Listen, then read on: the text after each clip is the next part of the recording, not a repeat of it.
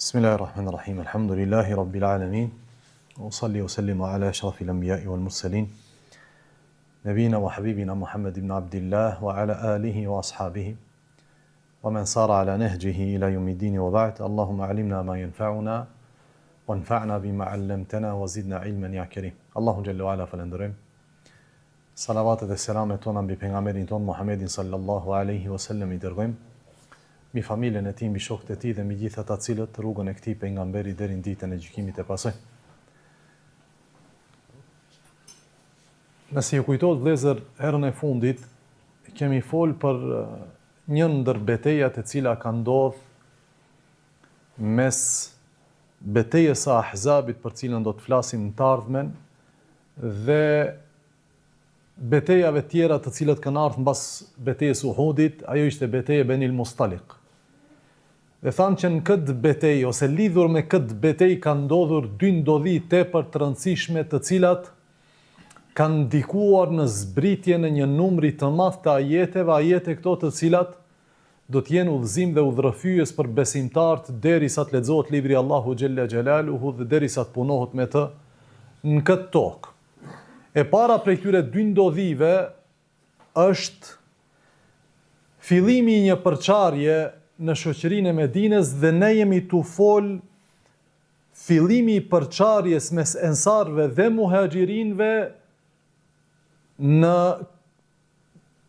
kthim nga beteja e Benil Mustaliq, ose më mirë thanë në fund të ditëve ose të ditës në të cilën pejgamberi Allahut alayhi salatu wasalam gjendej tek pusi i këtij fisi. Duke mbush sahabët ujë, njëni prej muhaxhirinëve do t'i bjen me shkel njënit prej ensarëve, dhe ky ensarëve do ta thret kabilen e tij ose fisin e tij, dhe do thot ja lil ensar, o ju ensar, si me thana nuk e shihni se çfarë është tu bë ky njeri, ka ardhur nga Mekja, e kemi pranu, edhe këtë po na e bën. E pastaj kur tu bohen ensart kundër këtij muhaxhirinit, dhe ai do ta ndjen veten të rrezikuar, do t'i thret muhaxhirinit dhe do thot ja lil muhaxhirin, o ju muhaxhir, a shihni se çka janë tu bë banorët e Medinës kundër një njeriu i cili i patra njënit prej ensarëve. Kështu që i dërguari Allahut sallallahu alaihi wasallam do të dëgjon thirrjet e të dy palëve, o ju ensar dhe o ju muhaxhirin, që se cila palë të tu boj sa më shumë prej vëllezërve të tyre, me qëllim që të kundërshtohet pala tjetër. E i dërguari Allahut sallallahu alaihi wasallam do të thot, ma balu da'wa al-jahiliyya, ç'është puna e kësaj thirrjeje të ignorancës. Edhe pse nëse e shikojmë që thirrja e këtyre dy sahabeve, pastaj edhe sahabëve tjerë, nuk është thirrje ignorante, sepse emrimi i dikujt si ensari dhe një tjetri si muhaxhir është emrim 100% kuranor. Allahu është ai i cili ka quajtur muhaxhirin, dhe Allahu është ai i cili e ka emërtuar ensart si ensar. Megjithatë kur ky emërtim kuranor dhe ky status i veçantë dhe me privilegj përdoret për shkaqe jo fisnike, pejgamberi Allahut alayhi salatu wassalam e cilëson të gjithë situatën si situatë të ignorancës dhe xahilietit. Ma balu da'wa al-jahili. Ç'është kjo punë e kësaj thirrjeje të xahilietit? A ka ardhur puna që në mesin e sahabeve, ensar dhe muhaxhirin, thret dikush në sojin dhe llojin e tij që të kundërshton vllaun e tij musliman për një gabim që e ka bërë? Tha pejgamberi Allahut alayhi salatu wassalam, da'uha fa innaha mumtina. Linja këtë thirrje, çka jeni tu bë?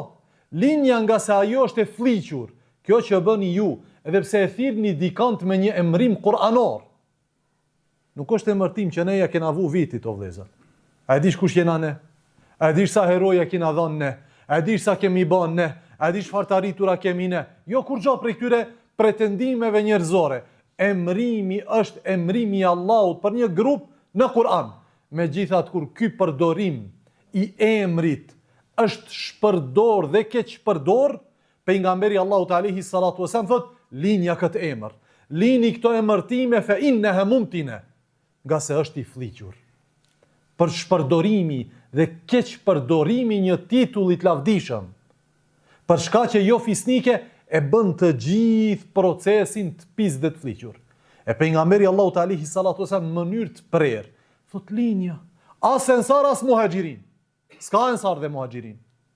Ju jeni vëllezër. Dhe kjo përçarje për diçka të thjeshtë dhe të vogël nuk bën të ndodhe mes jush. Vazhdon dhe thot pejgamberi Allahu sallallahu alaihi wasallam, le yansuru ar-rajul akhahu zaliman aw madhluma, le ta ndihmoj njeriu vllaun e tij, pa marr parasysh a është zullumqtar apo i bëhet atij zullum. Në transmetim than ja Rasulallah, ne e dim si ta ndihmojmë kur i bëhet zullum, po si ta ndihmojmë kur bën zullum? Vazhdon dhe thot pejgamberi Allahu te alayhi salatu wassalam, fa in kana zaliman falyanha, nëse është ai zullumqtar, le ta ndal nga zullumi, kjo është ndihma e tij. Ti e ke ndihmuar vllaun tënd në momentin që e ke ndal nga zullumi. Kjo është ndihma ndaj vllaut tënd. Mirë, po nëse është prej atyre të cilët ju bëhet pa drejtësi, atëherë ndihmoje. Po pejgamberi Allahu te alayhi salatu wasalam jep rregull të përgjithshëm, që ti e ndihmon vllaun tënd. E ky ensari, i cili i ka thirrë ensar, a është vllau i muhaxhirit? Është vllau i atij me cilin kish konflikt, edhe vllau i atyre tjerëve. Andaj ata tjerë cilët do të vinë, jo ta ndihmojmë verbrisht se ky është i joni. Po nëse është zullumqtar, ndalen nga zullumi. Është i joni, o vlla, ndihmoje pa marr parasysh çka ka bë. Ja. Kjo nuk shkon din të Allahu xhalla wala. Allahu xhalla xjalaluhu tha në hadith qudsi, ja ibadi inni harramtu dhulma ala nafsi faj'altuhu bainakum muharrama fala tadhalamu. O ju robrit e mi, unë ja kam ndaluar pa drejtsin vetes time, pastaj e bëna të ndaluar mes jush, andaj mos i bëni pa drejtsin njëri tjetrit. E ka ndalu Allahu çdo lloj pa drejtësie dhe prej pasojave të shëmtuara të pa drejtësisë në ahiret, është ajo që ka treguar i dërguari Allahu sallallahu alaihi wasallam, adh-dhulmu dhulumatun yawm al-qiyamah. Pa drejtësia është errësirë në ditën e gjykimit. E njeriu e bën padrejtësinë me vepër, me gojë, e bën padrejtësinë me vepër, e bën padrejtësinë me isharet. E rëndësishmja është se ne njerëzit në këtë dynjë vëllezër i bëjmë padrejtësi vetes tonë, ju bëjmë padrejtësi robërve të Allahut dhe e gjithë kjo, fatkeqësisht, e gjithë kjo do ta shpije njeriu në errësirë ku ai do të shpreson që askujt asnjëherë mos i kish bë asnjë zullum. Adh-dhulmu dhulumatun yawm al-qiyamah. Pasi e shuan pejgamberi Allahu sallallahu alaihi wasallam atë shkëndin e fitnes dhe përçarjes me sahabeve ju zbuten zemrat dhe shpërndahen. Lipin halallëk dhe secili shkon në rrugë të vete. Mirë, po kjo është kur ne jemi një familje, kur ne jemi një rreth, kur ende nefsi i njeriut është i bindur ndaj asaj e cila ka zbritur prej Allahut ose ka ardhur prej pejgamberit Allahut sallallahu alaihi wasallam. Po janë gjithë njerëzit të tillë? Ja. Në mesin ton ka njerëz të cilët nuk e duan këtë qetësi mes vëllezërve musliman. Në mesin ton ka njerëz të cilët synojnë që çdo ditë të lindë një përçarje e cila do ta shpartallon ummetin e muslimanëve dhe do t'i shpartallon komunitetet e tyre. Kështu që këtë lajm njëri prej munafikinëve do ta barte te krye munafikëve, ai është Abdullah ibn Ubay ibn Selul. Kur ta merr lajmin Abdullah ibn Ubay, dhe në mesin e tij do të jetë xhamati i tij nga fisi i vet dhe munafikinë të tjerë, por edhe në mesin e tyre do të ketë sahabe. Dhe një prej tyre do të jetë shumë i ri. Ai është Zeid ibn Arqam. Zeid ibn Arqam, një prej sahabeve jetim, i cili është rritur në shoqëri të Saadit edhe Abdullah ibn Rawahës. Megjithatë do të jetë ulur dhe me të do të jetë xhamati munafikinëve, kështu që kur do të vjen lajmi te Abdullah ibn Ubay, do të thotë Abdullah ibn Ubay, fillimisht do ta vërteton lajmin, a është e vërtet ajo që dëgjova se ka ndodhur kështu dhe kështu? Do thonë po. Filani i ra filanit. Edhe ne umlodhëm, edhe ata umlodhën, e erdhi pejgamberi Allahut alayhi salatu wasallam, na pajtoi edhe u shpërnda njerëzit. Tha Abdullah ibn Ubay, shembulli i tyre, këtyre Qurejshve dhe shembulli jon është sikurse shembulli i atij i cili tha, ushqeje qenin që të ham. Ushqeje qenin që të lef. Apo? Shembull që ne e përdorim sot për ditëshmërinë tonë. Abdullah ibn Ubej këtë për kë e thot? Për muhaxhirin dhe pejgamberin Allahu sallallahu alaihi wasallam. Ushqeje qenin që të haj. Më pas thot, pasha Allahun, kur të kthehen në Medinë, le yukhrijanna al-a'azzu minha al-adhall. Thot Abdullah ibn Ubej, pasha Allahun kur të kthehemi në Medinë, do ta dëboj krenari ati cili është më i dobët. Dhe më pas, edhe njerë ju kthehet shokëve të tij dhe ju thot atyre, kjo është për shkakun tu, ju jeni sebeb i kësaj që ka ndodhur. Nuk i kanë fajet ata, ju i keni fajet. E dini pse? Se ju i keni prit, ju i keni ndihmu, ju i keni pasuru, ju madje gjysmën e pasurisë u a keni dhënë atyne dhe ju me ata jeni vllazëru. Ata erdhën në vendin ton, na bën kallaballok në vendin ton, ushtuan në vendin ton, tash duan të na marrin gjithçka që është e jona. Tha la tunfiqu ala men inda rasulillah. Mos i jepni, mos shpenzoni një dinar për ati cili është për rreth pejgamberit Allahut, alayhi salatu wasalam, derisa të shpërndahen prej pejgamberit Allahut, do me thonë, supozimi i tij është që ata që janë për rreth pejgamberit Allahut, alayhi salatu wasalam, përsa janë për rreth tij? Mos shpenzoni tek ata derisa të shpërndahen. Që do me thonë, kur ne t'u ndalim atyne finansat, ata do të hiqen nga rrethi i pejgamberit Allahut, alayhi salatu wasalam, dhe rrjedhimisht do të dalin nga Medinja për shkak se ne ua kemi ndal finansat atyre. Akuza e djeshme është e njëjta sot. Shikoj besimtarët atëherë dhe shikoj besimtarët sot. Është e njëjtë.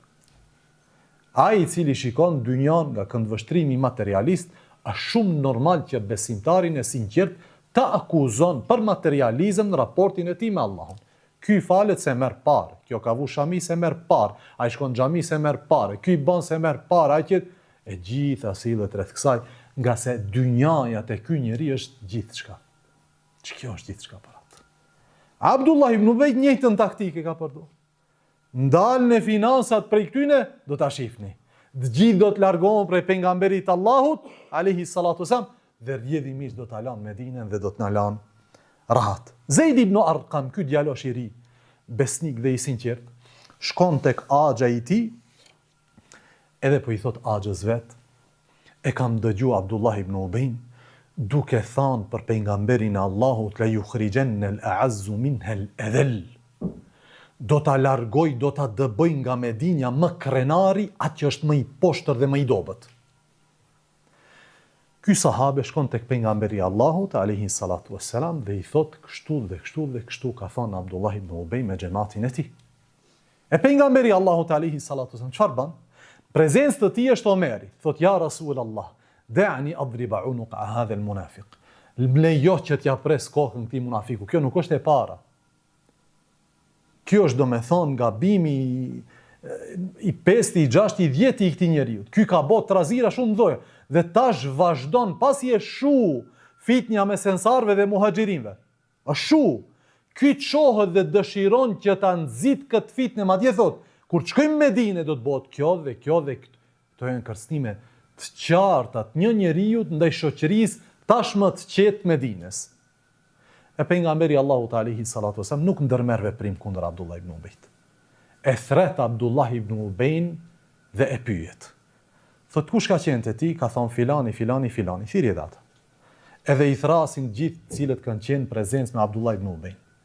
A është e vërtetë se keni thënë kështu dhe kështu?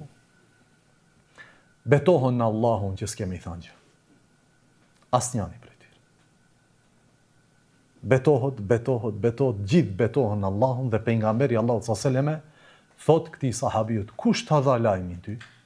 Thot ma dha lajmin Zeid ibn Arqam, thot thirrë këndej.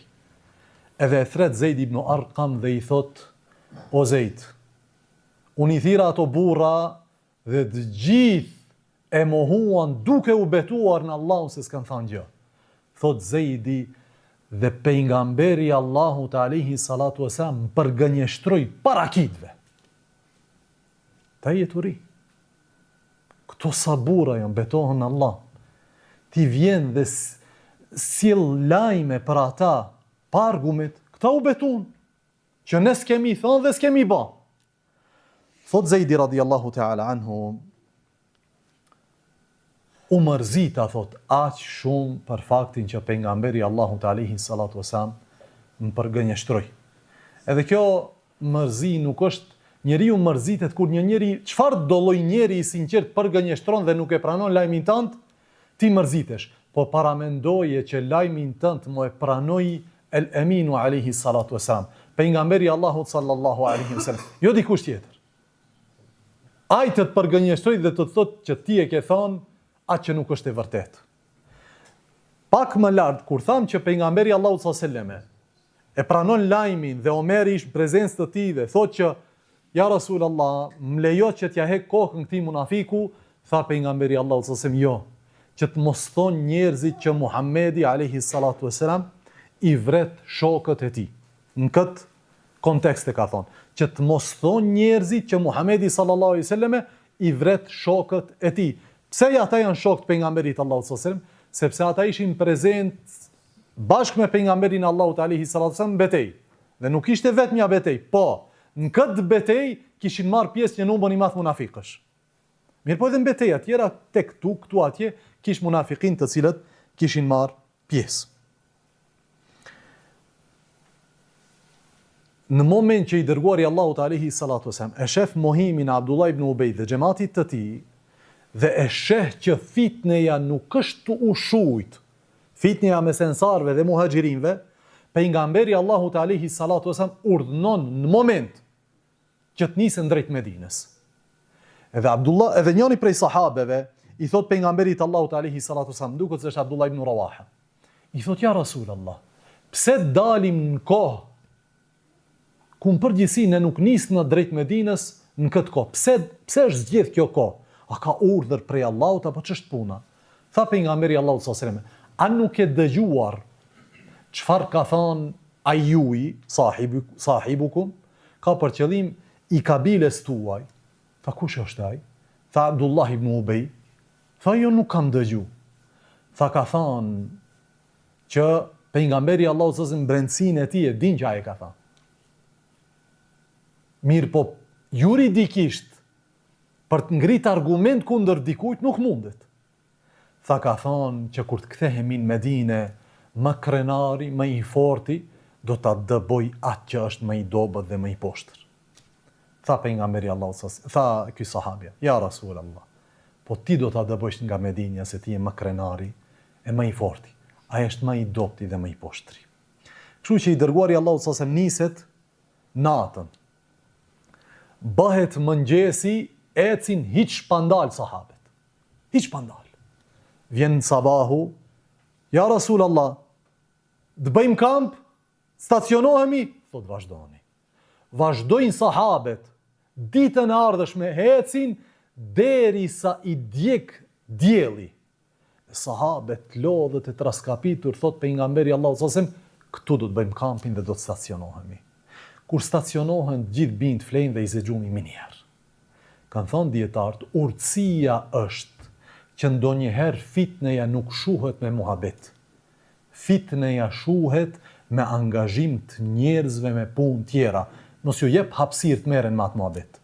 S'ka kohë për muhabet. Puna ja bën njeriu që ta harroj muhabetin. Ai i cili është pa punë, ai ka kohë për të bën muhabet në atë ditë.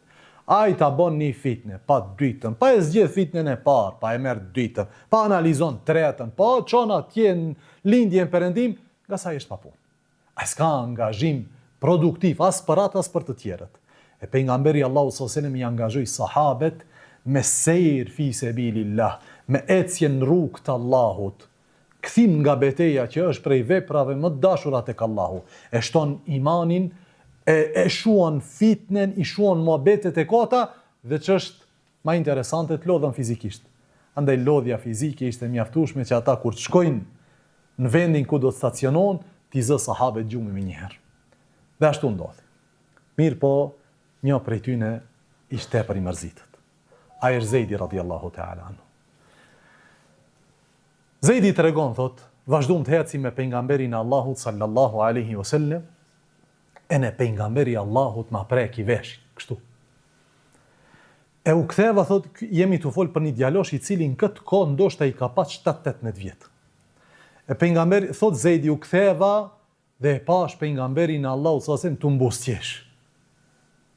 E tha pritja të më tho se diçka, nuk më tha kur gja. E thot u afrua Ebu Bekri, e më tha, çfarë të tha pejgamberi Allahut alaihi salatu wasalam? I thash kur gja. Po tha vetë të ma preki veshin, edhe mbusqeshi. Më tha myshde. Pastaj erdhi Omeri e më tha, çfarë të tha pejgamberi Allahut alaihi salatu wasalam? Në vizje e jashtëzakonshme, vjen e prek dikë për veshi dhe i buzqesh. Andaj Ebu Bekri dhe Omeri minjar intereson, çfarë është tu ndodh, çfarë muhabeti ka që unë dhe shoku jemi ngushtë nuk e dim. Vjen Omeri i thot, çfarë tha? Tha, po çfarë i tha Ebu Bekrit? Tha, i thash atë që më pyeti për pejgamberin Allahut alaihi salatu wasalam, e unë i thash që nuk e di. Po tha, më preki për veshi e mbusqeshi. E tha, më tha Omeri njëjtë si Ebu Bekri, myshde o filan. Myshde. Më pas të ram të flejmë, e kur gëdhitëm në mëngjes, u çu pejgamberi Allahut sallallahu alaihi wasallam dhe lexoi surën Munafiqun.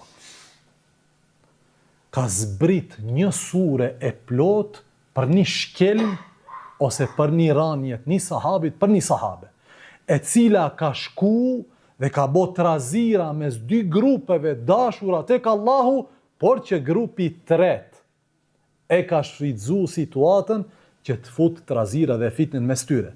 Dhe për këtë ka zbrit kjo sure, Suratul Munafiqun, në të cilën Allahu Gjelle Gjelalu për spari herë do të nxjerrë në pah karakteristika të çdo munafiku, i cili është simpatizant i asaj që e përfaqësonte Abdullah ibn Ubej dhe veprat të tija dhe xhamatit të tij. Por ama në këtë sure, përveç se Allahu do të tregon pamje ose dukje ose veprime të jashtme një munafiku, Allahu do të tregoj gjendjen e tyre shpirtërore, do me thonë zemrës, dhe gjendjen e mendësisë së tyre. Allahu do të prek mendësinë e tyre, do të prek zemrat e tyre, me qëllim që sahabët ta dinë me ka kanë punë, dhe me qëllim që ne ta dimë se çfarë do me thonë ti jesh munafik. Dhe se munafiku që ka jetuar në kohën e pejgamberit Allahut alayhi salatu wasallam vazhdon të jeton edhe sot e kësaj dite. Emrin nuk e ka Abdullah ibn Ubej, emrin e ka ndryshe. Po është mesin tonë. Dhe pi kafe me ne. Dhe han me ne. Dhe del në pazaret tonë. Dhe vjen në xhami me ne. Munafik. Derisa doj Allahu do të ketë kësi lloj njerëz.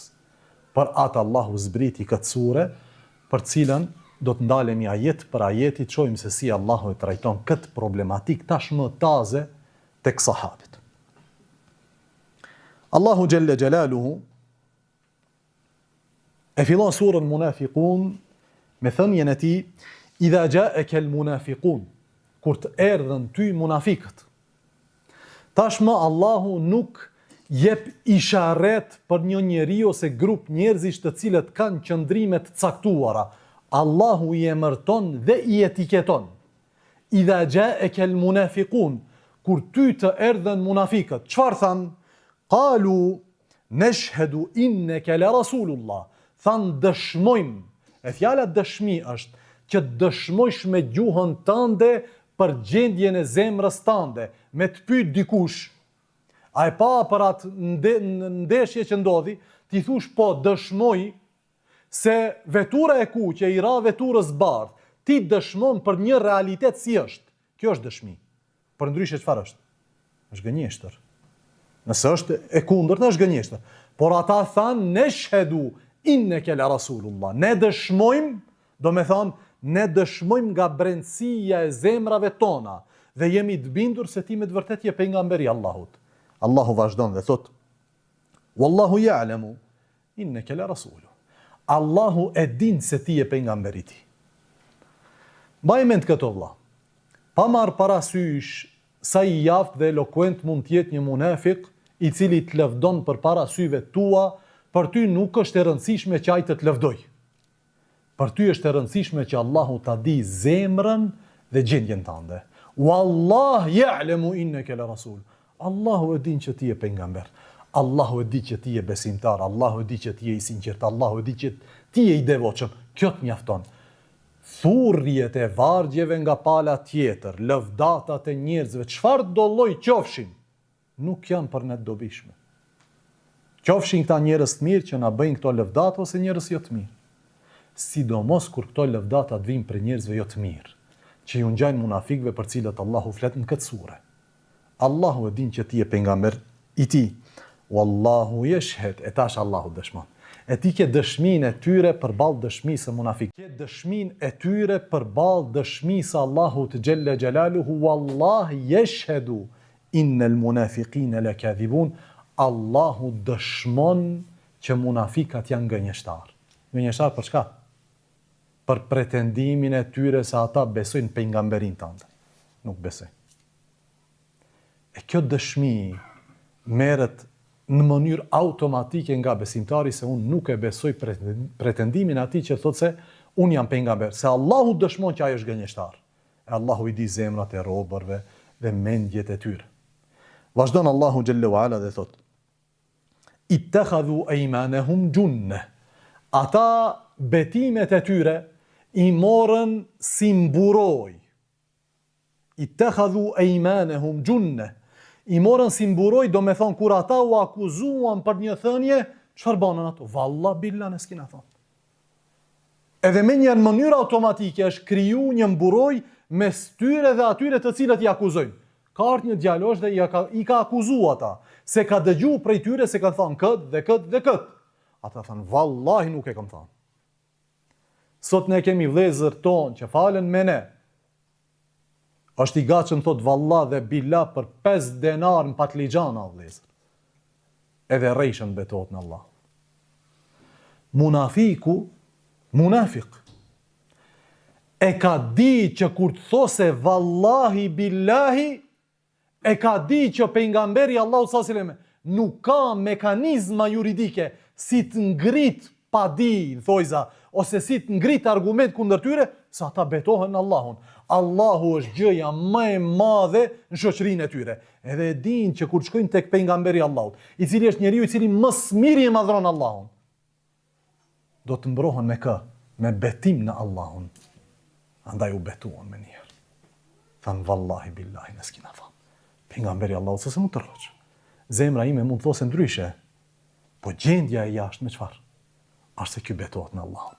E a ka diçka që madhrohet më shumë se Allahu dhe emri i tij, xhella fi ula, kurço. Munafiku e din këtë.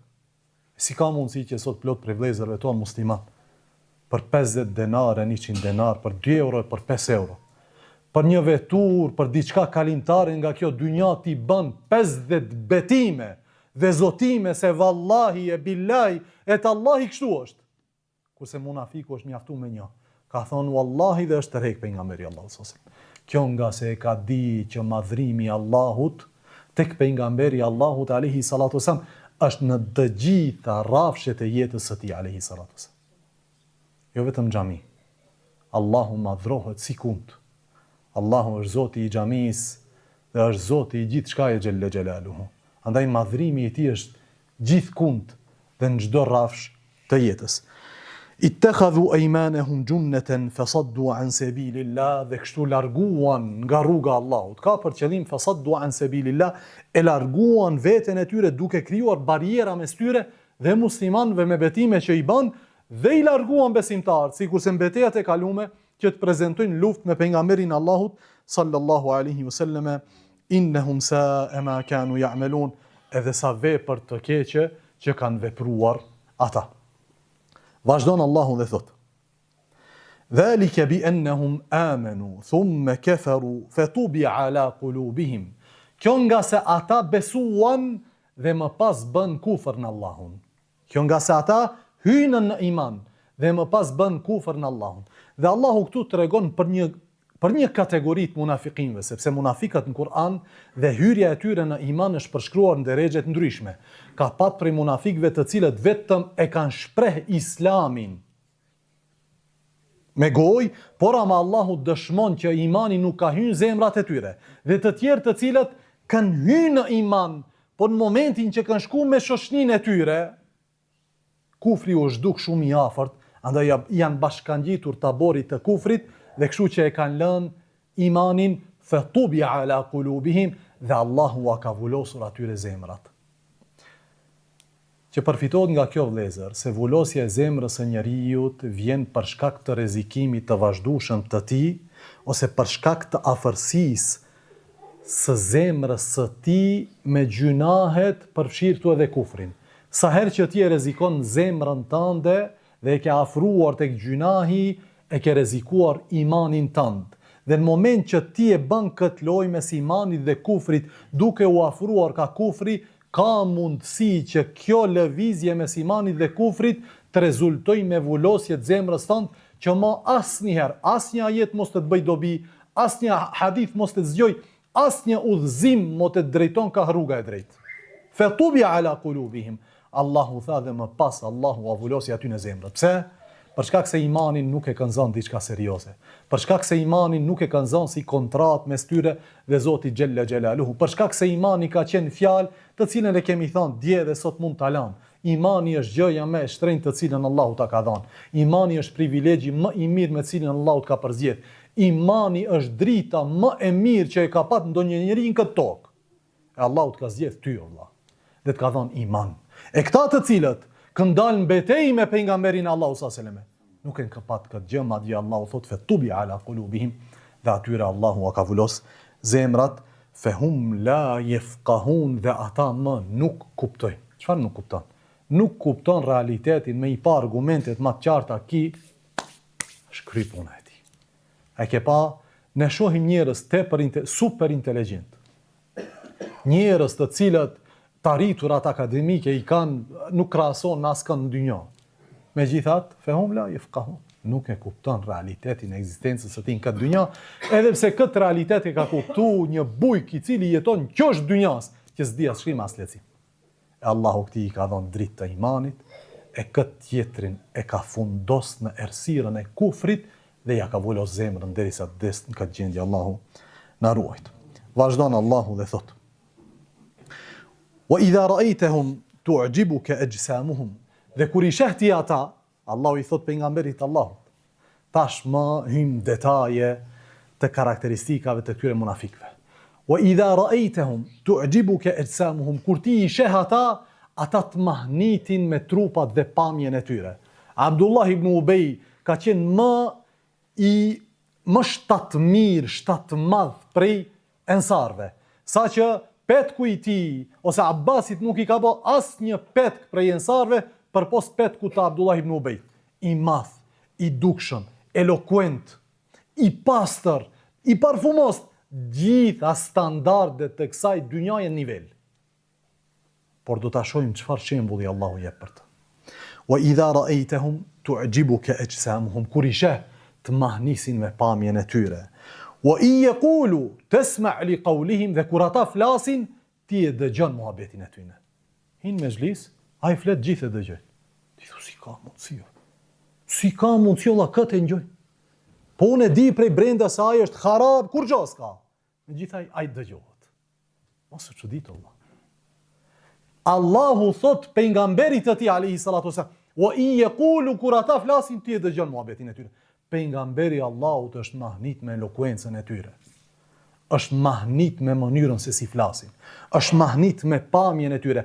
Madje kanë thonë plot prej mufesirinëve që pamja e tyre nuk ka të bëjë vetëm me pamjen e Abdullah ibn Ubejt. Ja. Abdullah ibn Ubej dhe xhamati i tij kanë qenë elokuent dhe shumë të pashëm. Shumë të rregullum. Kanë ditë si flitet, kanë ditë si qëndrohet me xhlis, kanë pat adete të mira. Atë është mahnit pejgamberi Allahut, ose nga pamja e tyre të jashtme.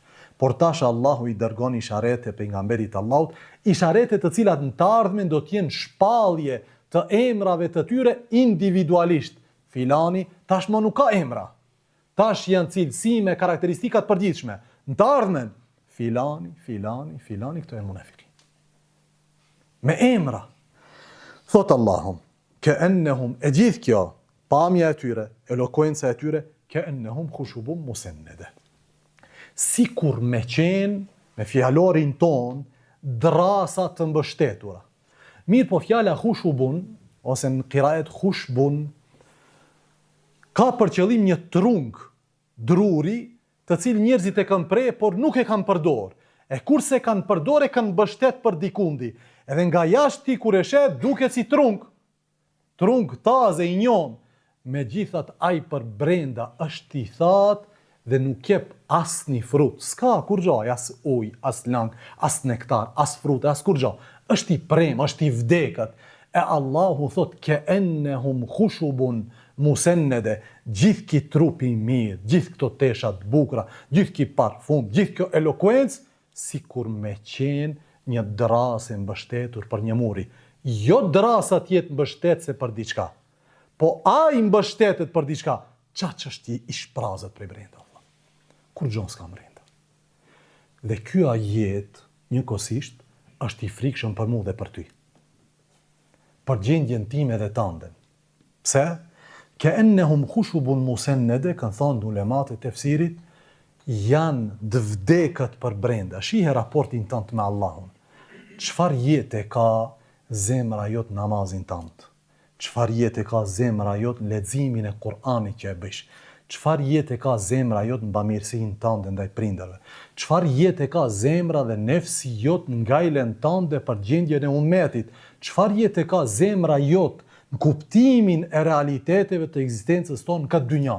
Me do mos të ketë jetë, për ndryshe i ngjasojmë Abdullah ibn Ubejt dhe xhamatit të tij, ka ennehum khushubun musannada yahsabun kull sayhatin alehim, çdo bërtitm, çdo zë, çdo gjendje alarmante e mendojnë se është për ta. Pse? Të ne thujnë majzën ndërksule ka. Apo? Këto e kanë mizën ndërksule, dini pse? Se këto janë armiku brenda kësaj shoqërie dhe bëjnë trazira. Sa herë që thire diçka, këto alarmohen, o vlla, për ne e kanë këto. Kur del punës, jo vlla, nuk keni ju në mohbet as pak. Por ata jetojnë me frikë. Yahsabune kull sayhatin alehim. Kjo nga se janë fajtor, ato e din këtë gjë. Andaj çdo sen thon, jo, kjo është për ne. Vazhdon Allahu dhe thot: Humul adu fahdharhum qatalahum Allahu anna yufakun. Mu këta janë armiku. Do me thon, ju deri sot o Muhammed alayhi salatu wassalam, keni menduar që armiku janë fiset drejt së cilave keni bë ekspedita luftarake. Keni marrë ushtri dhe keni shku me qindra kilometre, keni shku te Kurejshet dhe keni bë armik, po ato janë armiku. Megjithatë Allahu thot humul adu, mu këta janë armiku. Ta kesh parasysh se njerëzit tonë të afërt, ne kemi armiq tonë. Armiku që është lartë s'është problem me atë. E dim kush është armik. Problemi është e armiku të cilin ne nuk e perceptojmë prej nga na vjet. Nuk e kuptojmë rrezikun e tij derisa të digjemi. Allahu thot humul adu fahdharhum. Mu këta janë armiku, kujdes prej tyre, qatalahumullah. Dhe kjo është nan prej Allahut për ata, Allahu i vraft. Allahu i vraft anna yufakun, a nuk e mendojnë se ku janë të shku? A nuk e mendojnë se çka janë të bë? I shpallin luftë pejgamberit Allahut alayhi salatu wasallam. Vazhdon Allahu jalla jalaluhu dhe thot: Wa idha qila lahum ta'alu yastaghfir lakum rasulullah. Dhe po ju thuhet atyre, po që se ju thot dikush, hajdeni që i dërguari Allahut bëj dua për ju. Para mendoje të thosë një sahabet, vjen Omeri dhe po na thet o ju besimtar, hajdeni se atje është pejgamberi Allahut sallallahu alaihi wasallam dhe don të bëje dua për ju, që Allahu t'ju fale. Pa ka nder më të madh për besimtarin që ai i cili lyp falje për mu, tjetë pejgamberi Allahut alayhi salatu wasallam, Allahu tregon për ftohtësinë e munafikëve dhe indiferencën e tyre. Thot, dhe po që se ju thuhet atyre, hajdeni që pejgamberi Allahut bëje dua që Allahu t'ju fale. Thot Allahu xhallahu ala për reagimin e tyre. Lawu ru'usahum, ata i kthejnë kokat e tyre. S'na intereson neve falja. Lawu ru'usahum wa ra'aytahum yasuddun wa hum mustakbirun. E kthejnë kokën e tyre dhe e sheh se si largohen me kryelartësi. Nuk largohet thjesht e ul kokën dhe ik, ja. E kthen kokën dhe largohet me kryelartësi, se ti nuk meriton të bëjsh dua dhe të kërkosh falje për ne. Po ne themi ju nuk meritoni faljen e pejgamberit Allahut sallallahu alaihi wasallam. Andaj Allahu i tha në ajet tjetër pejgamberit Allahut alaihi wasallam dhe në sure tjetër, po që se kërkove falje për ato 70 herë, Allahu nuk ka fal. sa të lypish falje për ato, Allahu Gjelle Gjelaluhu nuk i falë. Sewaun alejhim, Allahu thot, njëjtë është për ata. Istaghfirte lehum, au lem testaghfir lehum, lej yaghfir Allahu lehum. Për ata është e njëjtë. Kërkove falje, apo s'kërkove falje, Allahu nuk do t'i falë ata. Inna Allahe la yahdi al-qawma al-fasiqin, nga se Allahu nuk e udhëzon popullin që del nga bindja Allahut Gjelle Gjelaluhu. Dhe kthehemi edhe një herë tek udhëzimi dhe tek largimi nga bindja Allahut te bareke ve teala. Udhëzimi jot o vëlla, qëndrueshmëria jote në namaz dhe në rrugën e Allahut Gjelle Gjelaluhu është dhunti 100% e Allahut. Fakti që ti ke ra Allahut në sejdë nuk është për shkak të aftësive tua intelektuale, as për shkak se ti je më i mençëm dhe më i pashëm se njeriu që jeton përreth teje ose ki je shok nga fëmijëria jote. Kjo është dhunti 100% vetëm e Allahut. Megjithatë, Allahu nuk ja jep këtë dhunti atij i cili nga brenda rebelohet kundër vendimeve të Allahut. Allahu thot që Allahu nuk e udhëzon popullin që del nga bindja ndaj Allahut. Rebelin që i rebelohet vendimeve dhe gjykimeve të Allahut Gjelle Gjelaluhu. Yaquluna la in raja'na ila al-Madina la yukhrijanna al-a'azzu minha al-adhall. Thon kur të kthehen në Medinë, pa asnjë dyshim që më i forti dhe më krenari do ta nxjerr atë që është më i dobët. Kish për qëllim veten e tij se do ta nxjerr kë pejgamberin Allahut alayhi salatu wasalam. Por Allahu jep një realitet pashmangshëm. Ajo është se fuqia dhe krenaria nuk janë standarde që i përcaktojnë njerëzit. Fuqia dhe krenaria është standard të cilin e përcakton Zoti i njerëzve.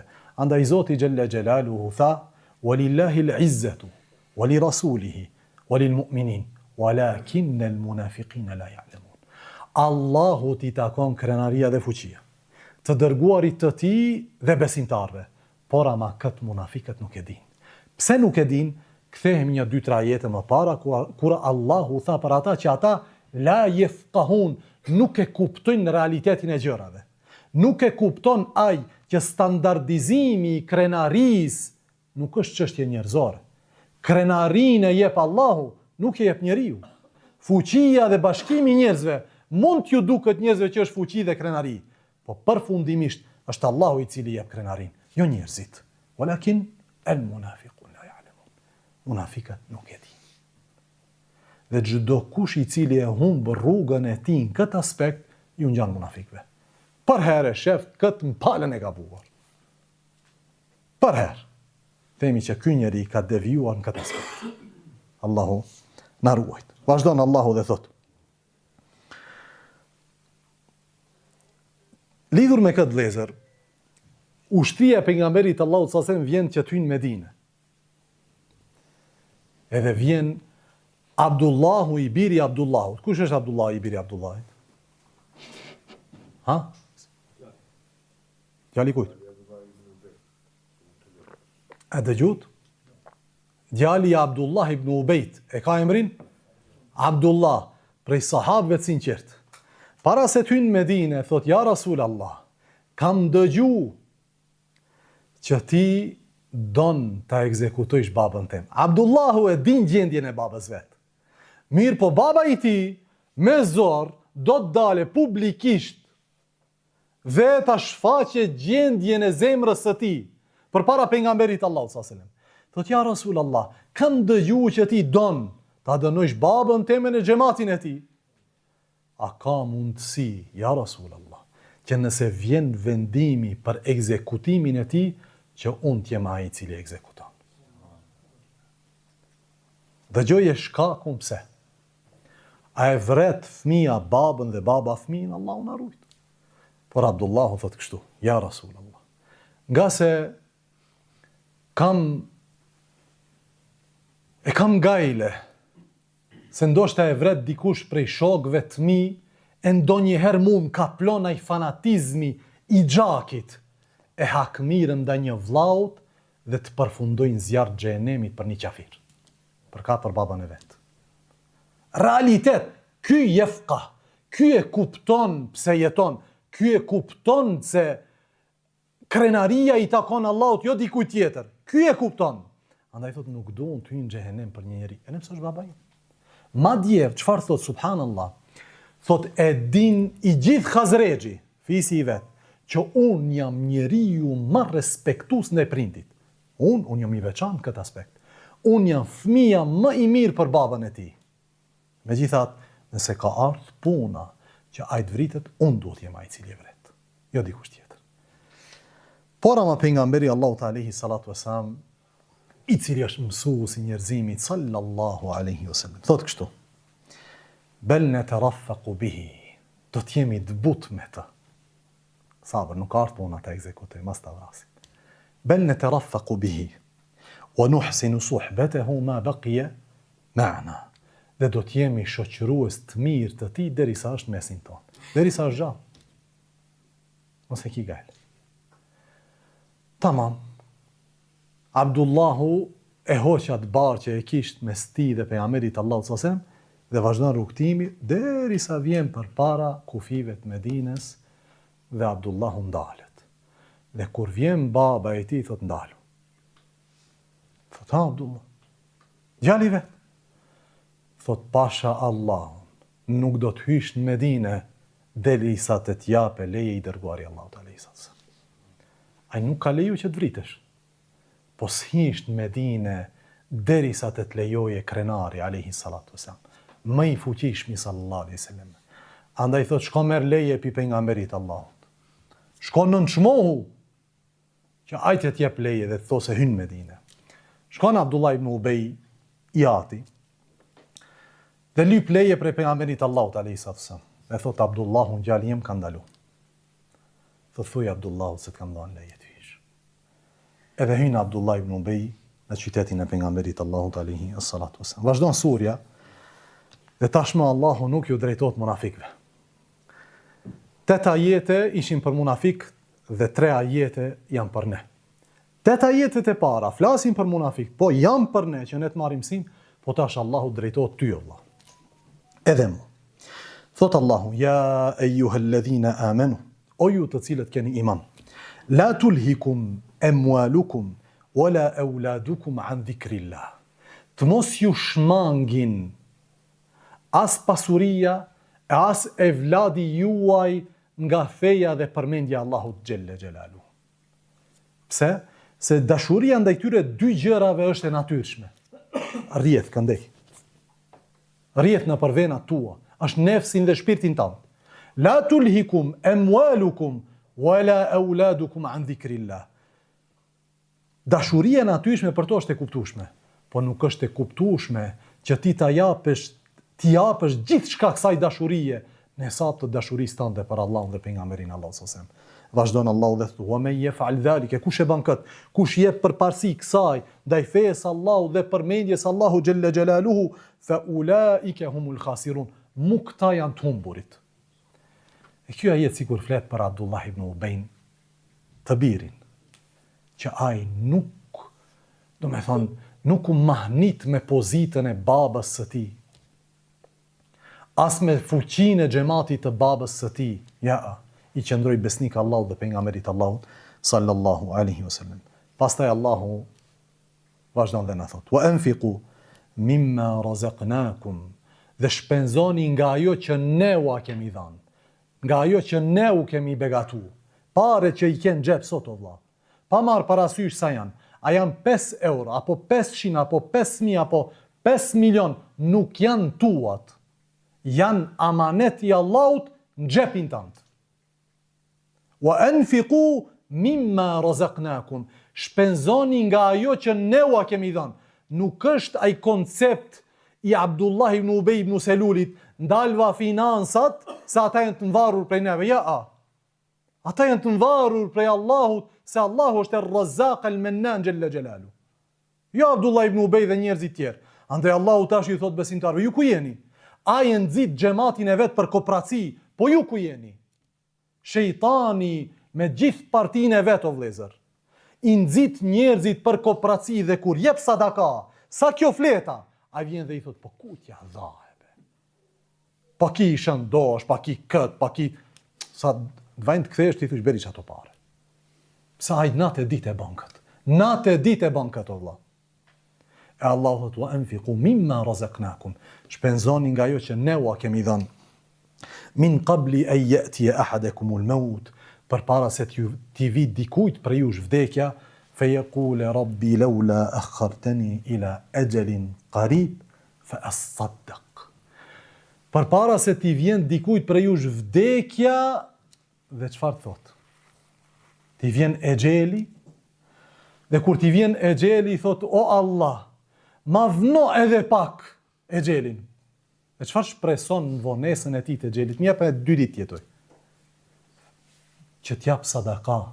Natë që Allahu e ka thonë kur kena konë gjallë. Mirë po kjo është në fund të jetës dhe thot o Allahën e pak. Pse o robi jem? T'jap sadaka. Fa as-saddaqa wa akum min as-salihin, që t'jap sadaka dhe të bëhem për njerëzve të mirë. Këtu tregon Allahu lidhshmërinë me sadakas dhe mirësisë së njeriu. Çdo një njeri i mirë është bujar. Dhe bujaria duhet të jetë tipar dhe virtyt i pashmangshëm i çdo besimtari. Nuk janë të gjithë barabartë në bujari, këtë ne e kuptojmë. Ama bazat e besimtari është bujar. Sepse ka thonë, kthem dynja që të bëhem çfarë? Bujar të bëhem dhe të bëhem prej të mirëve, që do me thonë nuk mund të paramendohet mirësia e një njeriut e të jetë koprac. S'shkon njëna me tjetër. Se kopracia është cilësi e munafikut, e bujaria është cilësi e besimtarit. E Allahu tha, وَلَنْ يُؤَخِّرَ اللَّهُ نَفْسًا إِذَا جَاءَ أَجَلُهَا. E Allahu nuk e vonon exhelin, afatin e një njeriut kur t'i vjen exheli. Ka artash, është kry puna. Thuj, du të falen, du të bëmi mirë, du të jap, du të bëj, është kry puna. Gjithë shka ka qenë për para këti momentit në të cilin melaqit kanë ardhur dhe kanë marrë shpirtin këtij njeriut, wallahu khabirun bima ta'malun. E Allahu është i lajmëruar për gjithë shka që të cilën e bani dhe veprani ju.